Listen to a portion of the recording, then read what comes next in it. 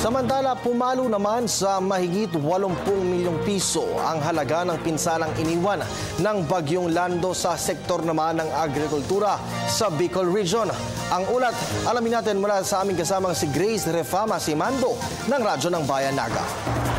Sa pinakahuling tala ng Department of Agriculture Region 5, base sa mga datos na nakuha nila mula sa mga LGUs, lumalabas na halos 5,000 magsasaka sa buong Bicol ang apektado ng nakaraang Bagyong Lando dahil sa binsalang tinamo ng kanilang mga pananim. Sa kabuuan, ang Bicol Region ay may naitalang 1,500 hektarya ng palayan na halos ay wala ng pag-asa pang pakinabangan. Katapat nito ay mahigit 5,000 metriko tonelada sana ng at may katumbas na mahigit 80 milyong piso. Ang lalawigan ng Camarines Sur pa rin ang tumamo ng pinakamalaking agricultural damage na umaabot sa halos 72 million pesos at 4,000 magsasaka ang luhaan. Ang Camarines Norte ay nakapagtala ng pinsalang aabot naman sa 10 milyong piso mula sa pananim ng 1,000 magsasaka.